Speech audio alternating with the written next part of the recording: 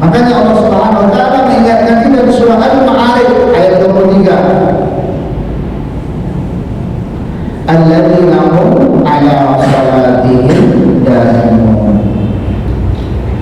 Maka di antara salat yang terbaik adalah salat yang berkelanjutan. Itu akan membekas dalam hidup kita. Aku yakin Bapak Ibu nalai istiqomah di salat karena sejak kecil awak orang itu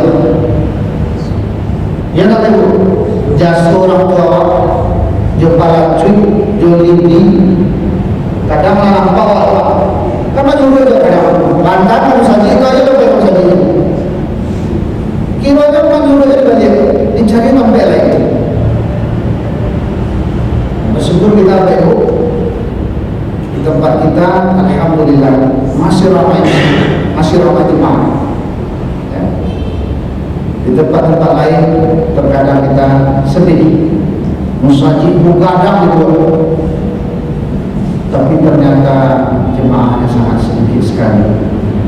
Ini ada dua kemungkinan. Yang pertama, setiap kompleks sudah bikin masjid musala, sehingga dengan rapatnya masjid jemaah terbagi.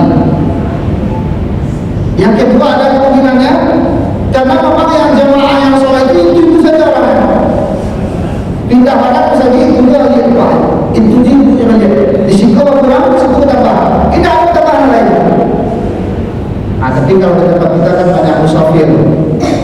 Nah mudah-mudahan kita berbalik sama saja yang belum ke masjid segera Allah ajak, segera Allah panggil untuk ke masjid.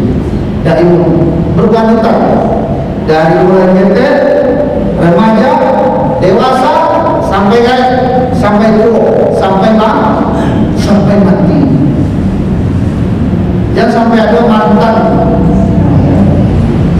ustaz, mantan apa? Kurang ajar terus lagi. Kau ada mantan preman saya, kan? Nah, beginilah taubat. Karena Allah tidak menjamin pula kita ini kalau Allah tidak berusaha, tidak berdoa, mana tahu di akhir hayat terjauh dari Allah. Tak sholat. Maka kita minta doa supaya tetap kita menjadi dari terpelihara salat kita.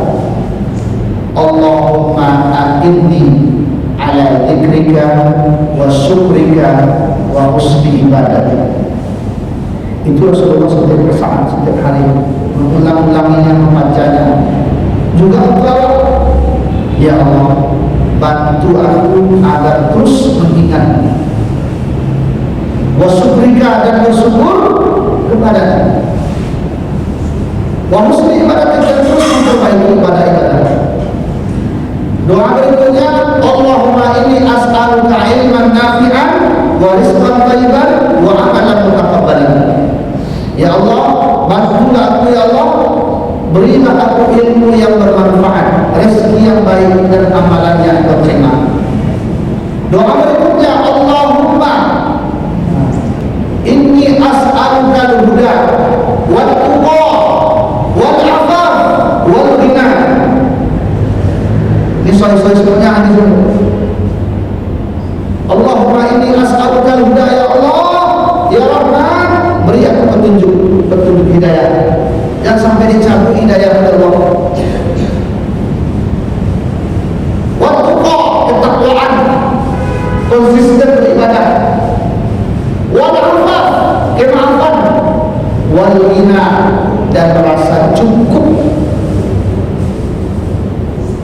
Lama-lama kita tidur sampai ini 70 tahun, 2 tahun. Lama-lama kita tidur. Sudahkah kita Allah ya Allah, jadi kita mulai sampai kita. Kalau nafsu keinginan kita tidak akan pernah merasa apa kita minta Allah itu. Wal ghina ya Allah, berikan aku rasa cukup. Apa doa lain di Al-Quran? Rabbana la tuzigh qulubana ba'da idh hadaytana wa hab lana min ladunka rahmah innaka antal wahhab. dan banyak-banyak lagi doa yang lain yang mestinya kita baca, kita rutinkan sehingga sholat awal menjadi sholat yang berkelanjutan. Coba apa ya? Yang sudah terbiasa kita ke masjid berjamaah ini, satu kali waktu salok lagi mana atau damang atau sakit, tidak sempat awak ke masjid ini. Alangkah sedihnya Rasulullah kurang. Kita yang sudah terbiasa baca Quran, ada kesibukan lain, tidak sempat baca Quran. Sedih kita rasanya kalau awak tidak baca Quran dan kehidupan yang lain. Lalu mana sholat yang harus kita hindari? Baik, kalau tadi sholat yang baik, yang pertama sholat yang khusyuk, yang kedua sholat yang terpelihara hafiz, yang ketiga sholat yang dari berkelanjutan istiqomah. Lalu yang harus kita hindari, ini yang pertama, sholat yang musala.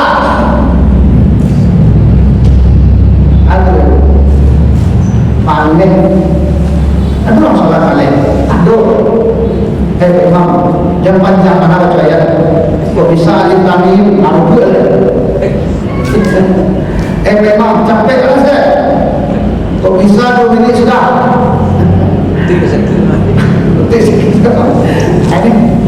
hati-hati Pak Ibu, jangan kita termasuk orang-orang munafik.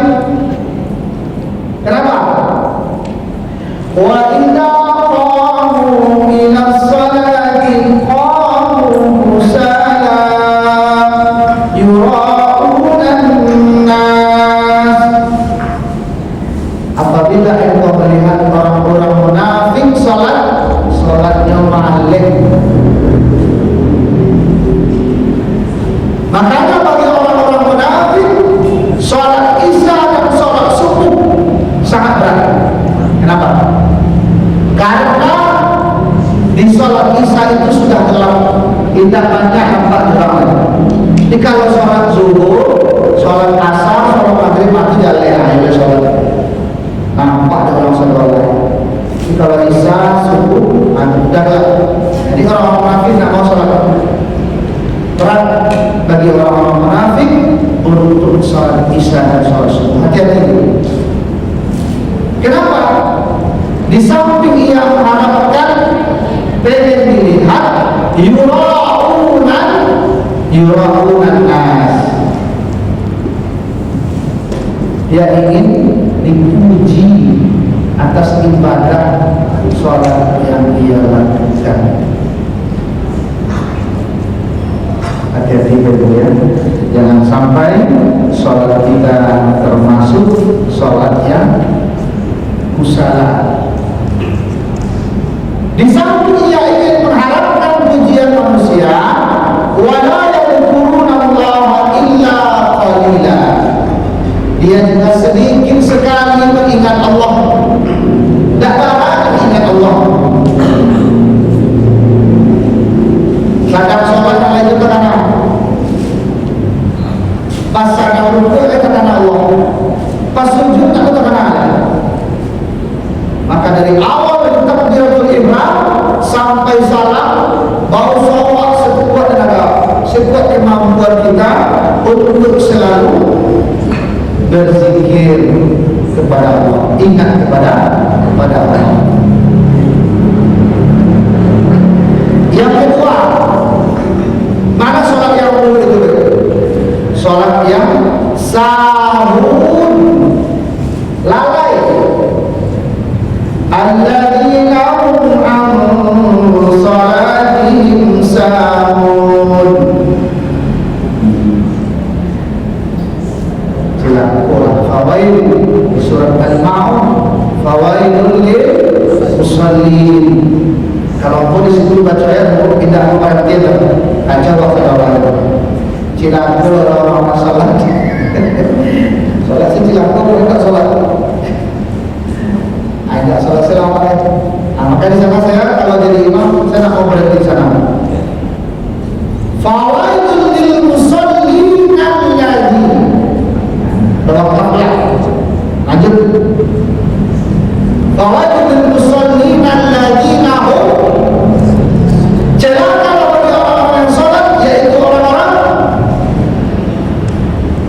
am salatihim sahun, yaitu orang-orang yang lalai. Kelalaian ini ada beberapa hal. Yang pertama, lalai sebelum sholat. Nah, itu tadi, lalai sebelum sholat, sehingga masbuk menjadi suatu hobinya. Kok dapat lah azan orang baru mulai siap-siap sholat. Nah, itu lalai. Kemudian lalai dalam sholat, tidak terpenuhi rukun dan sholat. Kemudian lalai setelah sholat. Kemudian lalai dari segi waktu. Allah terang menerang menjalani waktu. Apalagi sekarang sudah sangat jelas. Kalau dulu akan lupa kita sholat zuhur, lantaran kalincir matahari yang ini lalu jam. Apa menandakan kita sholat maghrib? Kalau dulu sudah nampak mega merah di langit, nampak masuk waktu maghrib. Kalau sekarang sudah jelas.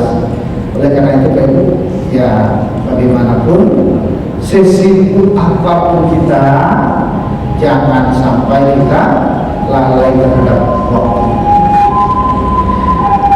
Yang terakhir, pola pisah. Akhir, karena sholat yang dulu itu cuma dua, musala, kemudian sahur, lalai. Jangan sampai peluang yang dua ini masuk ke jangan.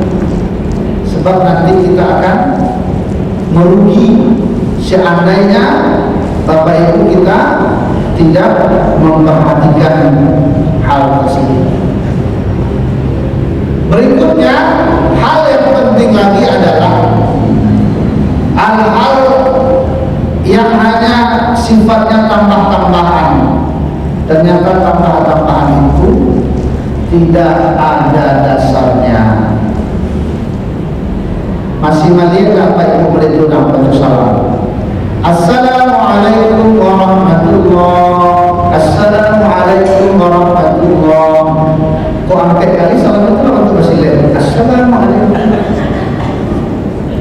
Akhir-akhir di mana dasarnya itu?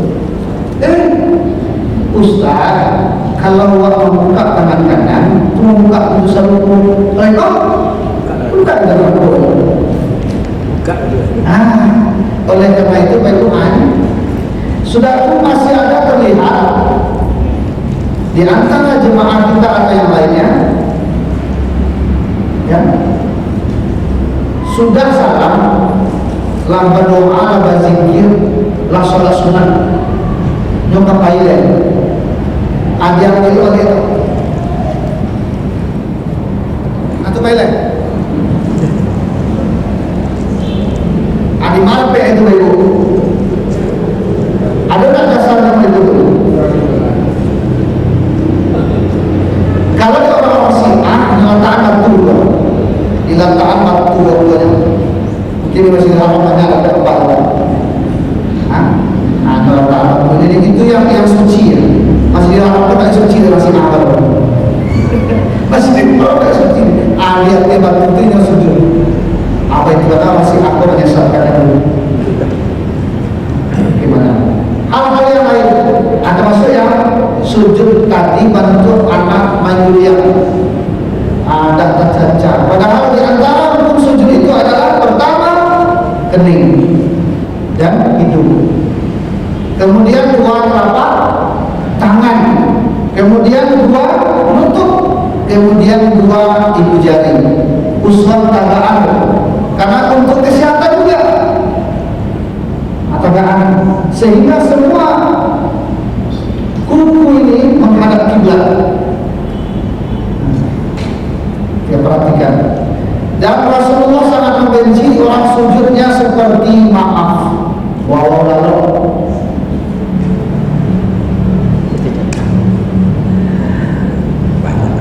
Perhatikan itu. Belum lagi hal itu sebelum kita sholat dulu. Ada orang sholat ini sholat abu-abu jangan tampakkan yang ada itu. Ada itu. Maka surah abu ditampakkan yang. Padahal Rasulullah mengajar elok-elok. Sampai ke belakang Rasulullah abu panjang dibalik dia. Kok bisa langsung kata lima.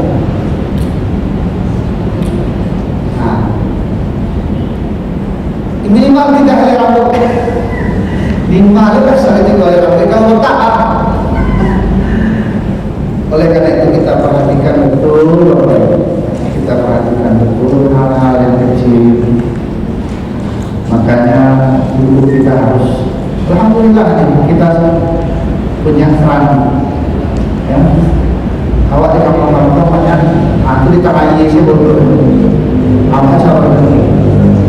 Diperhatikan semuanya, mulai dari kita berwudu sehingga sholat kita benar.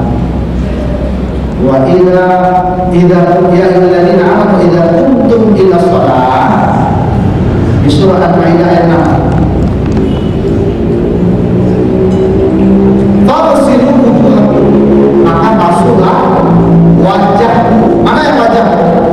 Dari mulai rambut atas tumbuhnya rambut sampai ke daun telinga, sampai ke dagu. Nah, itu kadang-kadang itu kadang-kadang basah ya. Apalagi kalau kita sempat kekurangan air. Rasulullah mengajarkan berwudu dengan satu mud. Bisa semuanya basah. Kalau ada tempat yang kekurangan air atau saat-saat masak terceklik, apa cara wudu? Fagsilu wa aydiyakum ila marafiq, basuhlah tangan kamu sampai ke siku. Masuk siku tidak? Masuk. Air dalam malek pengaduan itu. Mau membuka pun malek mana? Boleh badak sedang tapak. Itu pas dulu ikut saya. Ada apa itu loh? Jilbab baru kan? Pertama pakai dan basah pada lalu. Itu jarang yang sampai di bawah di mana itu. Ustaz bantu, Ustaz saya bantu saudara. Awak salah begini. Itu realita yang kita lihat. Kadang-kadang 70 tahun, tidak mau orang menegur apa? Orang tak kasih imbuh. Boleh itu awak ini dulu. Boleh kita diskusi, boleh kita perhatikan. Air yang kita pakai untuk air yang suci lagi mensucikan. Air kau suci betul. Oh, bismillahirrahmanirrahim. Air kau suci atau tidak? Kamu minum air berapa? Baca bismillah. Ini suci tapi tidak disucikan. Tidak boleh kita gunakan betul.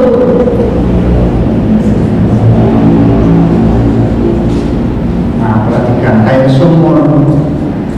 Dalam pula sampai berdoa. Awak di situ dulu mandi, di situ dulu berdoa. Lihat apa itu berdoa? Jumlahnya lagi yang kita perhatikan. Kalau saya deketeknya mandi situ, karena itu sebut.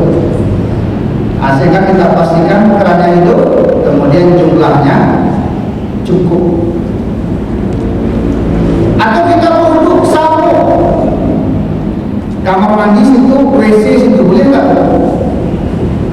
Nah, perhatikan betul Ibu. Di tempat kloset itu ada aja di situ boleh.